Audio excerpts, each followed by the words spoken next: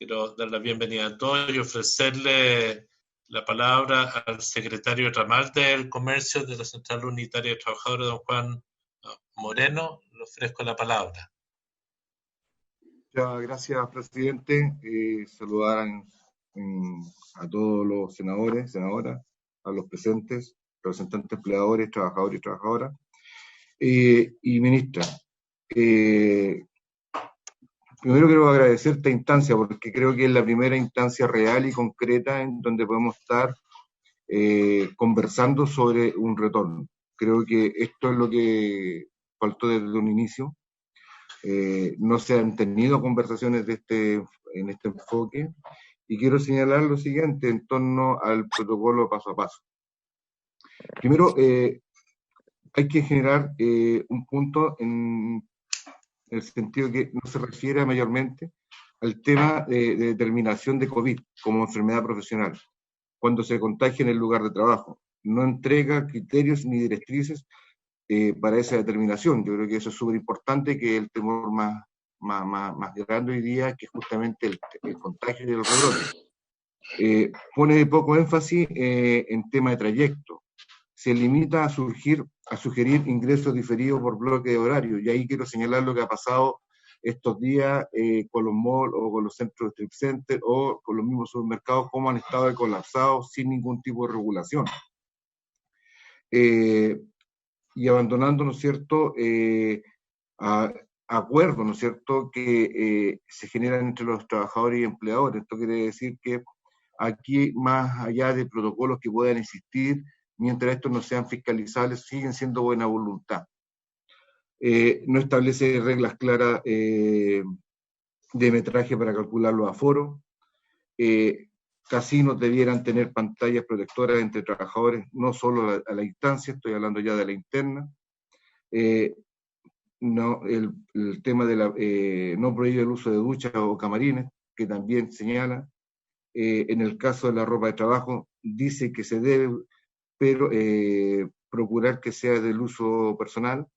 Eso es absurdo. Debe ser de uso personal siempre. O sea, ¿qué quiere decir esto? Que normalmente las empresas, y aquí también hay que pensar en qué tipo de empresas se está hablando, si son pequeñas, grandes, medianas, porque tampoco es la realidad de todo, entonces tampoco aborda todo lo que se quisiese llegar. No ofrece apoyo público con asistencia técnica para el gasto que debería hacer la empresa en elementos de seguridad personal. Las demarcaciones, las pantallas protectoras, gel, guantes, sanitización, etc.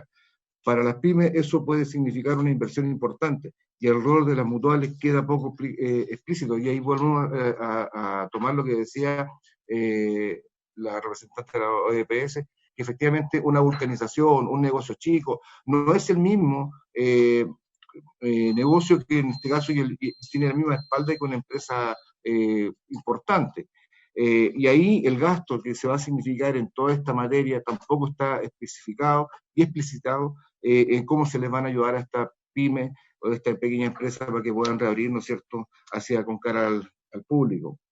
Y además, cuáles son las protecciones que van a tener estos trabajadores y trabajadoras que van a estar ahí en ese lugar de trabajo.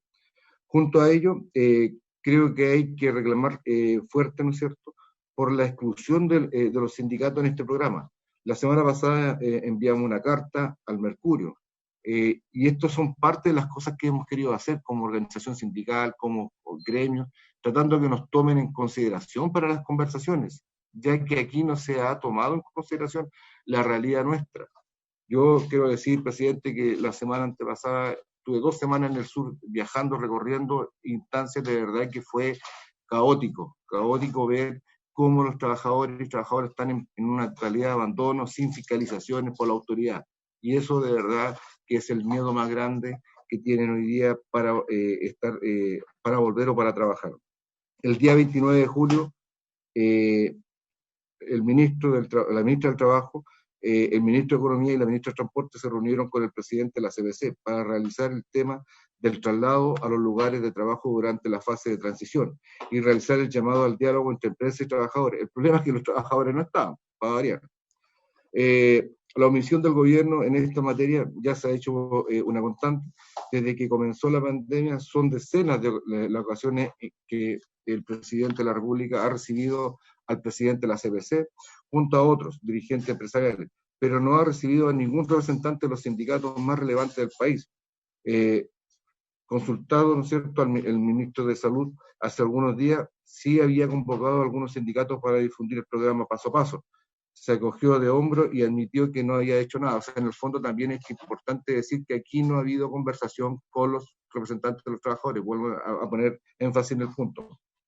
Y aquí, en esta conversación que tenemos, aquí están las confederaciones del sector comercio, servicio, más importantes del país. Y nosotros hemos generado a través de la Central Unidad de Trabajadores una alianza del comercio con trabajadores que son afiliados a la central y trabajadores que no son afiliados a la central. ¿Y por qué lo hemos hecho? Y ahí, presidente, nuevamente queremos agradecer porque nos hemos sentido abandonados y no nos ha escuchado. Aquí nosotros no tenemos fiscalizaciones, no tenemos hoy día un real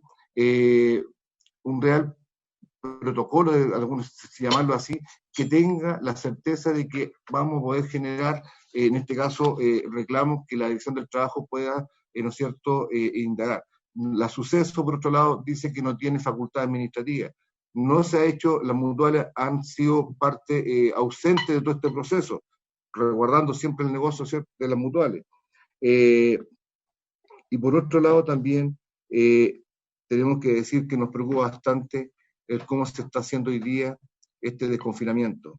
Sabemos que la necesidad de bajar la cifra de desempleo son importantes. Sabemos que la gente está asustada por la pandemia, pero también está asustada porque hace sin trabajo. Pero si queremos realmente volver en una armonía, por decirlo de alguna forma, tenemos que sentarnos a conversar. Y aquí queremos agradecer a la CNC, porque la CNC, a través de su presidente Manuel Melero, que hay que decirlo también, ha sido la única parte que hemos podido tratar de lograr conversar con ellos. Lamentablemente eso no fue acogido por todos y ahí es donde tenemos los grandes problemas. Hoy día no nos sirven protocolos que no sean fiscalizables, que no sean de alguna forma que haga un rayado de cancha. Aquí lo que necesitamos es certeza. Si un trabajador de una pequeña empresa quiere denunciar porque no tiene elementos de seguridad, ¿cómo lo va a hacer? Si el protocolo es de buena voluntad. Aquí estamos dejando todo al criterio del empleador y ya sabemos lo que pasa ahí. Aquí no quiero meter en la bolsa todo, pero lamentablemente, si no está rayada la cancha, no sabemos qué es lo que va a pasar y no se equilibra, tenemos un problema. Aquí vamos a volver con miedo. Aquí nosotros hemos estado con miedo porque nosotros somos de la empresa de supermercados con las cuales somos de primera necesidad, y créanme que es terrible, terrible, terrible ver primero los niveles de contagio, segundo el nivel de estrés que tienen las cajeras, los reponedores. ¿Cuánto hemos peleado? Hemos peleado para que se pudiera hacer un marco de buena voluntad de los aforos, para que no meterle 600.000 personas de una, sino que poder tener controlado. ¿Qué hemos tenido que hacer? Claro, temas de conversación al interior de la empresa, pero no todas las empresas tienen sindicatos grandes e importantes que puedan, ¿no es cierto?, generar esta conversación. Por lo tanto, presidente, creo que aquí está bien que conversemos, pero aquí se hace falta que la autoridad fiscalizadora tenga las herramientas necesarias.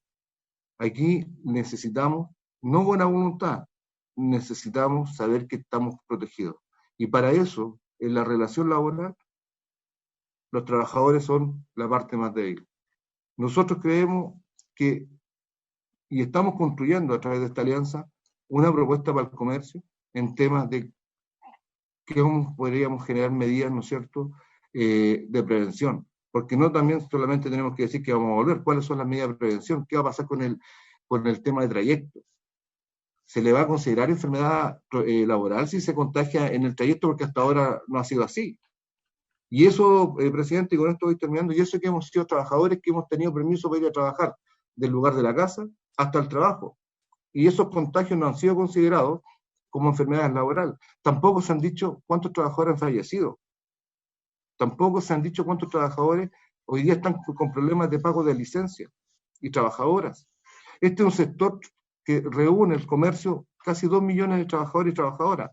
mano de obra no calificada, 70% mujeres, con sueldos promedios que tienen que ver por horas, porque aquí se trabaja gran parte, no jornadas completas, jornadas parciales, y eso implica efectivamente en una urgencia, en una necesidad de protección, porque si estas personas se enferman, ¿qué los va a ayudar? ¿Qué los va a cuidar? ¿Qué los va a proteger? A ellos y a sus hijos. Entonces, aquí no solamente tiene que decirse vamos a volver, sino que cómo vamos a volver. Y por eso, presidente, yo vuelvo e invito al que no ha visto la realidad que por favor se pasee o vaya un rato a un mall ahora de estos que están abiertos, o vean el caso de H&M, o vean el caso Falabella, o vean el caso de Fruna. Imagínense qué pasa con aquellas empresas que no están visibles. ¿Qué pasa con aquellas empresas que no están visibles, que no son tan de gran tamaño? Eso significa que acá se están cometiendo irregularidades y se están pasando a atropellar los derechos de todos y todas. Muchas gracias, presidente.